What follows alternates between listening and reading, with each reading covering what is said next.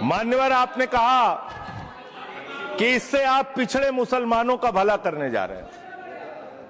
सुनने में बहुत अच्छा लगता है कि आप पिछड़े मुसलमानों का भला करने जा रहे हैं। आपने इसमें कहा कि आप महिलाओं का भला करने जा रहे हैं। सुनने में बहुत अच्छा लगता है कि आप महिलाओं का भला करने जा रहे हैं, लेकिन ये सरकार और यहां पे इस समय मंत्री जी नहीं है, मैं उनसे पूछना चाहता हूं, आप देश को और सदन को गलत जानकारी क्यों दे रहे हैं?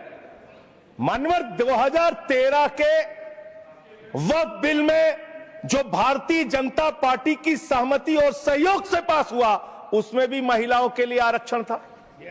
मना कर दीजिए कि नहीं था, मना करिए कि हम गलत बोल रहे हैं। मानवर मंत्री जी ने कहा 1 करोड़ सुझाव आया। मैं आपसे पूछना चाहता हूं, कितने करोड़ ईमेल आए, कितने करोड़ पत्र आए, कितने करोड़ सुझाव आए? पूरे देश को जानकारी दीजिए, और मैं आपको दावे के साथ कह सकता हूं, जब पूरा सच सामने आएगा तो देश को पता चलेगा कितने लोग इस बिल के विरोध में थे, कितने लोग इस बिल के समर्थन में थे। मैं जेपीसी का सदस्य था मानवर, मैं कह रहा हूं आपसे लाइए। और आप पिछड़े मुसलमानों का भला करना चाहते हैं? मैं आपसे हाथ जोड़कर निवेदन करता हूं, विनती करता हूं, और हमारे जो मित्र उधर भी हैं, अगर आप मेरी बात से सहमत हैं तो समर्थन करना। समाज में छुआछूत को, बीमारी को मिटाने के लिए चलिए उठाते हैं कदम, और अगले सत्र में एक बिल लेके आइए। जितने भी हिंदुओं की कमेटियां हैं, ट्रस्ट है, बोर्ड है, उन सारे ट्रस्ट और कमेटियों में 80% आरक्षण दलित, आदिवासी और पिछड़े हिंदुओं को दीजिए।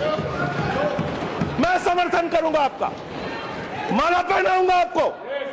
आप पिछड़ों का भला करने की बात करते हैं, आप दलितों का भला करने की बात करते हैं।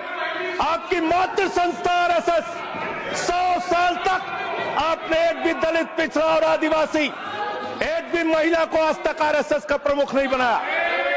आप दलितों और पिछड़ों और आदिवासियों की आरएसएस के बारे में भला करने की बात करते हैं। माननीय इस बिल में क्या लिखा है? आप जो भी बातें इस विधेयक के अलावा बोलेंगे, उन सब को मैं एक्सप्लेन करूंगा। क्या सत्य नहीं है? क्या ये सच नहीं है? सर मेरा टाइम रोका जाए। और सर बिल के बारे में बात करते हैं। माननीय मंत्री जी ने कहा आज आप इस बिल को पास कर रहे हैं, आज आपका सीना चौड़ा हो रहा है, आपको लग रहा है एक धर्म के अधिकार को आप छीन रहे हैं। नहीं, कल को आप सभी धर्मों की धार्मिक संपत्तियां छीन के आप अपने दोस्तों का देने का काम करेंगे। मैं फिर इसको दोहरा रहा हूं और फिर इसको कह रहा हूं कि आप ये करेंगे, धार्मिक संपत्तियों पे कब्जा करने का काम करेंगे। और किसी गलतफहमी में मत रहिए। आपको लोकसभा के चुनाव में मात्र 36% वोट मिला है। इस देश की 64% आबादी आज भी आपके खिलाफ है, आज भी आपके खिलाफ खड़ी है। किसी गलतफहमी में मत रहिए। बड़ी बड़ी सत्ता उखड़ गई और चली गई। मान्यवर, आपने इसमें लिखा बिल के अंदर कि वक्फ कमेटी के अंदर गैर मुसलमान इसका सदस्य बन सकता है। आप क्या गुरुद्वारा कमेटी के अंदर गैर सिख को मेंबर बना सकते हैं? क्या ईसाई कमेटी के अंदर गैर ईसाई को सदस्य बना सकते हैं?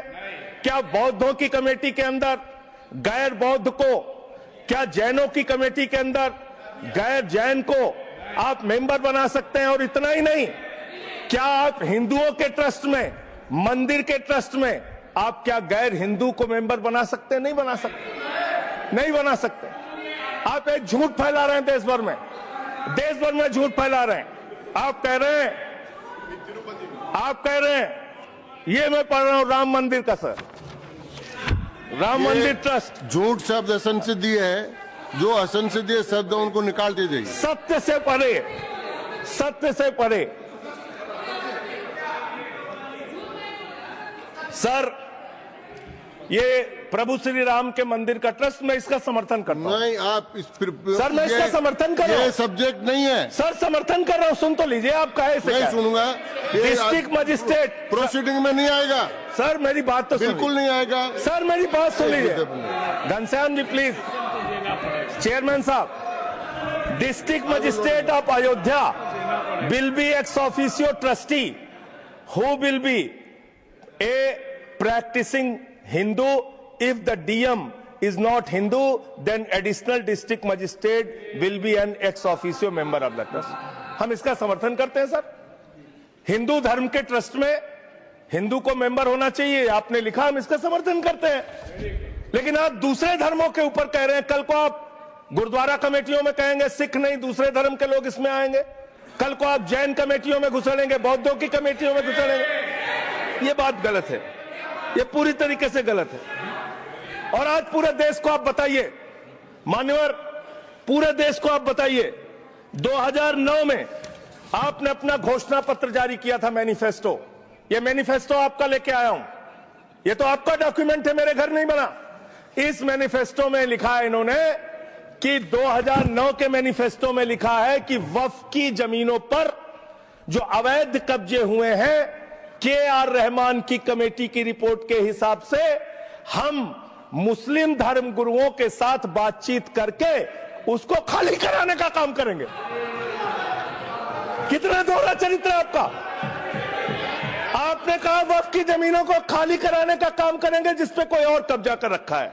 मान्यवर, एक और बात, सुप्रीम कोर्ट के अंदर आप कह रहे हो कागज चाहिए, कागज चाहिए। मंत्री जी ने कहा कागज चाहिए। मंत्री जी, आपको कागज की बहुत जरूरत होती है, कागज आपको चाहिए। आपकी सरकार ने 2020 में, ये पूरे देश को देखना चाहिए, पूरे देश को सर, 2020 में मैं जेपीसी का मेंबर था, ये कागज वहां मिला मैं 2020 में सुप्रीम कोर्ट में। सर आप, मेरी बात नहीं आ रही सर, मेरी बात नहीं आ रही। 2020 में मान्यवर, इस भारत की सरकार ने, मोदी जी की सरकार ने शपथ पत्र दिया सुप्रीम कोर्ट में। से क्या लिखा हुआ है? 99% वक्फ की संपत्तियां डिजिटाइज हो चुकी हैं। मुख्तार अब्बास नकवी साहब आपके मंत्री थे, उनका बयान है 100% वक्फ की संपत्तियां डिजिटाइज हो चुकी हैं। तो जब आप सारी संपत्तियां डिजिटाइज कर चुके हैं, सब कुछ ऑनलाइन कर चुके हैं वामसी पोर्टल में, सारे कागजात जांच चुके हैं, तो क्या आप फसाद कराने के लिए फिर से कागज मांग रहे हैं? फसाद कराने के लिए, आप फसाद कराने के लिए कागज मांग रहे हैं। आप फसाद कराने वाले हिंदू हैं, हम सौहार्द फैलाने वाले हिंदू हैं। यह बुनियादी फर्क है, यह बुनियादी फर्क है आप में। आप देश भर में फसाद, नफरत, लड़ाई, झगड़ा कराने का काम करते हैं। मान्यवर, मैं अंत में आप लोगों से सिर्फ एक ही बात कहना चाहता हूं कि आज सच्चर कमेटी की रिपोर्ट की बात कही गई और कहा गया 12,000 करोड़ की आमदनी हो सकती थी। एक सुझाव मैं पूरे सदन की तरफ से इस सरकार को देना चाहता हूं। 12,000 करोड़ की आमदनी की चिंता है वक्फ की, करोड़ों मुसलमानों की चिंता है आपको। एक अपने दोस्त को पकड़ के लाइए, नीरव मोदी को 20,000 करोड़ वसूलिए, 12,000 करोड़ वक्फ को दीजिए, 8,000 करोड़ अपने पास रखिए। 8,000 करोड़ का आपको मुनाफा होगा, 12,000 करोड़ वक्फ को दे दीजिए, करोड़ों मुसलमानों का भला हो जाएगा। मान्यवर, अंतिम बात कह के आपने कहा सच्चर कमेटी की रिपोर्ट से 12,000 करोड़ की आमदनी की बात कही गई है। अर्ध सत्य मत बोलिए, पूरा सत्य बोला कीजिए। सुविधाजनक सत्य मत बोलिए, पूरा सच बोला कीजिए। मंत्री जी, इसमें लिखा हुआ है सच्चर कमेटी की रिपोर्ट में कि भारत की सरकार ने, राज्यों की सरकार ने अलग अलग राज्यों में, अलग अलग जगहों पे 365 वक्फ की संपत्तियां कब्जा कर रखी हैं। आप उसके बारे में नहीं बताते, आप अर्ध सत्य बोलते हैं। मैं तो जेपीसी का मेंबर रहा हूं, मुझे सब पता है। तो इसलिए मान्यवर, आप फैला रहे हैं झूठ। ट्रिब्यूनल के फैसले, बस खत्म सर, खत्म। असत्य, सत्य से परे मान्यवर, सत्य से परे मान्यवर। ट्रिब्यूनल के लिए आप कह रहे हैं उसको अपील नहीं की जा सकती। हाई कोर्ट का फैसला ट्रिब्यूनल के फैसले के खिलाफ आया है, सुप्रीम कोर्ट का फैसला ट्रिब्यूनल के फैसले के खिलाफ आया है। आपने कहा 5 साल का प्रैक्टिसिंग मुस्लिम होना चाहिए। कैसे प्रैक्टिसिंग मुस्लिम तय करेंगे सर? आप क्या मुसलमानों के घर में सीसीटीवी का कैमरा लगाएंगे? कौन नमाज पढ़ रहा है, कौन नमाज नहीं पढ़ रहा है, कौन मुसलमान है, कौन मुसलमान नहीं है? आपने मान्यवर ऐसे प्रावधान इसमें रखे हैं जो बड़े अजीब हैं, जो अपने आप में ये बताते हैं कि आपकी मंशा सिर्फ देश में झगड़ा कराने की है, नफरत फैलाने की है, फसाद कराने की है। आपकी मंशा कहीं भी मुसलमानों का या किसी वर्ग का भला करने की नहीं है। बस एक अंतिम बात कह के अपनी बात समाप्त करूंगा। ये काम आपने देश के अंदर बहुत अच्छा शुरू कर दिया।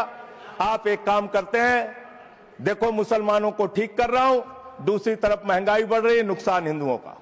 94 लाख करोड़ रुपए शेयर बाजार में डूब रहा है, नुकसान हिंदुओं का। 11 लाख बच्चे स्कूलों से बाहर निकल गए, नुकसान हिंदुओं का।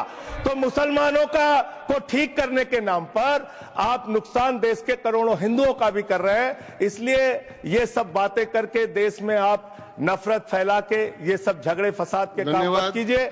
और अंत में आपसे एक ही बात कहना चाहता हूं, अभी भी वो मौका है, इस बिल को जो गैर संवैधानिक है, जो बाबा साहब के संविधान के खिलाफ है, इसको वापस लीजिए। धन्यवाद।